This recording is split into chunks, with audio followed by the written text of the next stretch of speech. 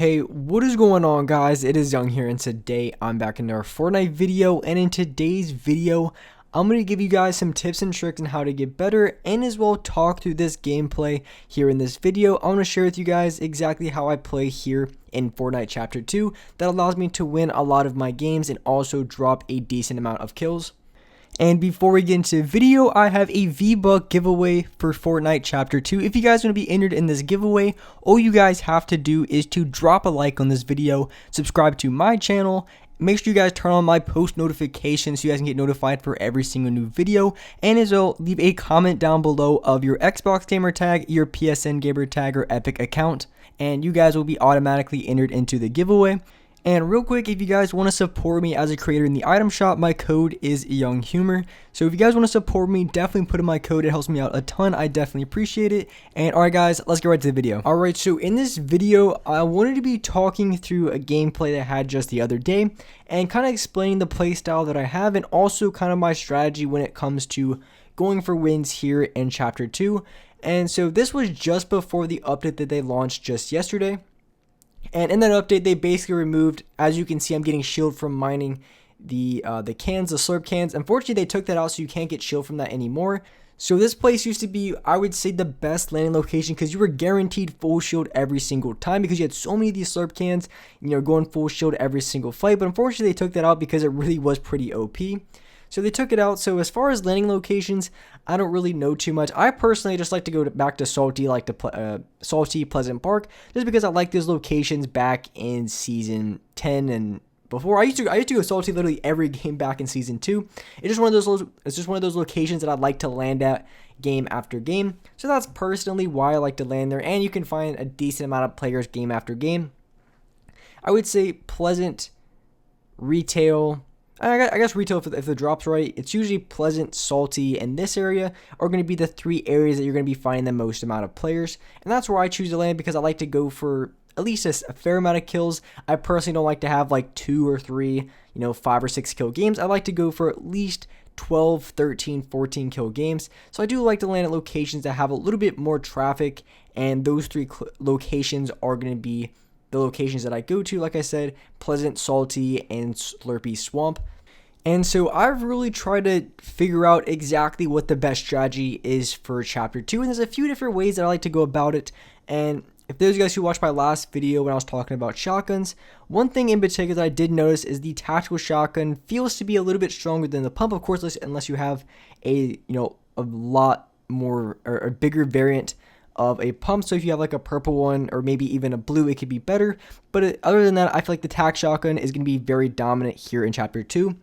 And as well, I feel like the bandage bazooka plays a huge role in this game because you are able to get off, you originally have 5, so you're pretty much able to get off all of your health to max at any point in time. So if you ever get knocked low on HP, you can easily use the bandage bazooka. It takes literally like 2 seconds. And you're back at 100 HP. So that gun is very, very dominant. And it's a little bit more difficult because when it comes to solos, it takes up 2 inventory slots. It always takes up 2 inventory slots. But for solos, since you are by yourself, you can't have your teammate carry minis for you or anything like that. So it can be a little bit more challenging and a little bit more difficult to fit it in your loadout. So I've been running an assault rifle, shotgun, minis, and then a bandage bazooka for the 3rd and 4th slot.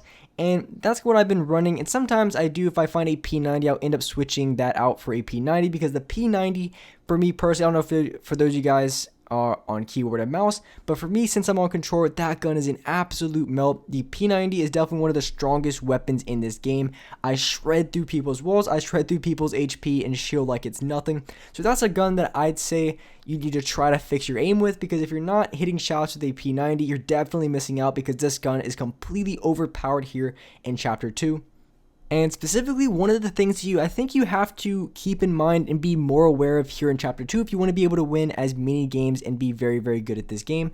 And that's just going to be, so as you guys know, there's pretty much no mobility in the game. Of course, you have the boats, but other than that, there's no launch pads. You don't have planes. You don't have mechs. You don't have anything that you can get around the map very, very quick, rifts, anything like that. So that does pose a little bit of a challenge, especially when it comes to the zone, because if you ever get stuck in the zone, more than likely you're probably going to get griefed. It's going to be very difficult to get out of the zone. So with that in mind, you do really have to pay attention to where the zones are, But most importantly, if you ever get caught, because sometimes you're going to get caught in a situation where you're going to maybe be close to the edge of the zone, or maybe you're coming out and you're going to get shot by another team, because as you guys have seen in this season, it's very easy to see into the storm, because in the previous 10 seasons, it was if someone was in the zone and you were on the outside, it was very difficult to see in. You had people changing up their colorblind settings to try to be able to see, because it really was very difficult to see in the zone. But here in this season, it's very, very easy. It's like a light blue, really clear, so it is very easy to see inside of the zone. So you can't have people camp on the outside, and that's definitely something you have to worry about. And one thing, like I said, when there is no mobility, so one thing you have to make sure you have high the entire game, and that's going to be your material count, because like I said, there's no mobility. So if you ever get caught in a situation where maybe you need to rotate outside of the zone, maybe you're fighting another player and you may be a little bit lower in HP, then you have to have your mat count up, because otherwise you're pretty much screwed, especially if you're coming outside of the zone getting sprayed at, because those type of players just like to spam 10,000 rounds at you. So in order to combat that, you kind of really have to have your mats up. So that is something that I've lost many games to, is just not having the proper material count. I feel like you need to have a little bit higher material count in this season than previous seasons, because usually if you at least had a launch pad, if you were low on mats, you could at least use that to try to get away, try to buy yourself a little bit of time. But unfortunately in this season, you're not able to. So material count and just making sure you have more than enough is going to be essential if you want to be able to win a lot of games here in Chapter 2. And with that being said, I think building is going to play a huge role, because like I said earlier, when I was talking about mobility, you need to have your mat count up. So I think building is going to be essential, because if you're on low on HP and you need to get some heals off, you definitely need to know as many high ground retakes as possible. You definitely need to know how to fight the other players, how to get high ground very quickly, because if you need to get some heals off, going for high ground is going to be the easiest way to do so, especially if you're going against multiple players. So if you're in like a solo duo, or maybe you're in a squad game and you have multiple people on you, your best bet is going to try to go for high ground, buy yourself a few seconds to pop off a mini or two, or a bandage, or just to use the bandage bazooka. That can buy you enough time. And that's just going to be essential here for Chapter 2. So if you guys are ever looking for some high ground retakes, I made a video just the other day where I covered some more kind of like the basic ones. There's a lot more you can do off of it, but kind of the essential ones that you guys need to know in order to just be very effective for Chapter 2. I made it just yesterday, so definitely check it out on my channel. It's a very good video. I talk about a few high ground retakes that I think can help you guys out a ton when it comes to this building aspect.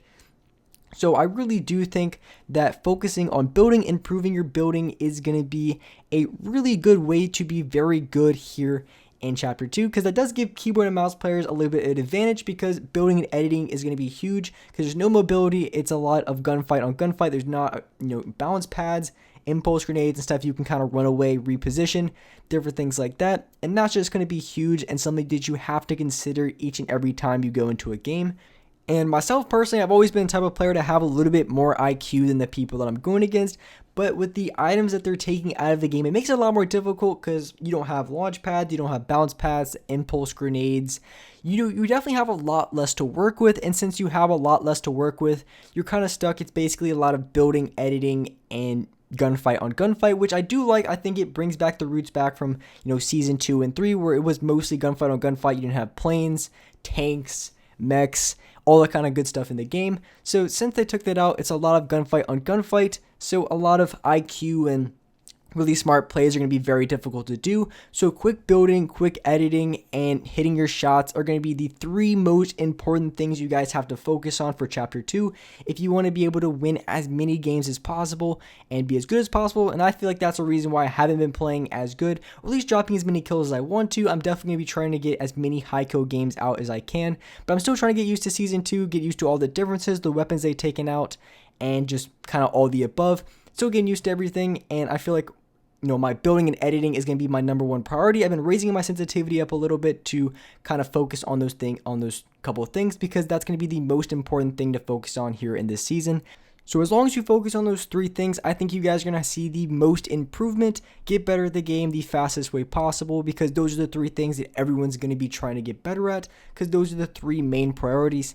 And with that being said, that's wrap up for this video. If you guys enjoyed this video, if you guys liked it, make sure you guys do drop a like, subscribe to the channel if you haven't already, turn on my post notifications so you guys are notified for every single new video. And alright guys, I'll see you next video.